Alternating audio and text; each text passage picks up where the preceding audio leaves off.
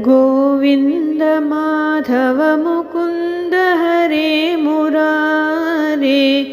शम्भो शिवेश शशिशेखर शूलपाणे दामोदराच्युत जनार्दन वासुदेव त्याज्याभटाय इति सन्ततमामनति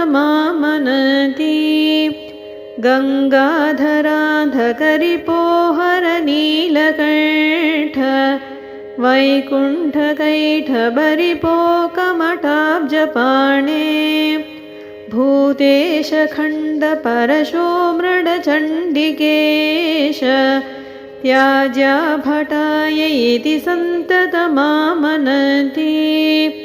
विष्णो नृसिंह मधुसूदन चक्रपाणे गौरीपते गिरिशशङ्कर चन्द्रचूड नारायणासुरनिबर्हण शार्ङ्गपाणे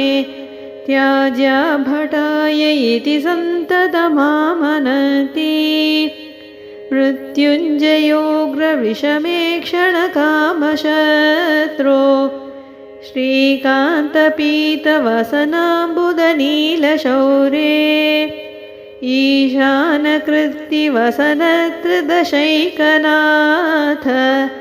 त्याज्याभटाय इति सन्ततमामनति लक्ष्मीपते मधुरिपो पुरुषोत्तमाध्य श्रीकण्ठदिग्वसनशान्तपिनाकपाणे आनन्दकन्दधरणीधर पद्मनाभ त्याज्याभटाय इति सन्ततमामनन्ति सर्वेश्वर त्रिपुरसूदन देवदेव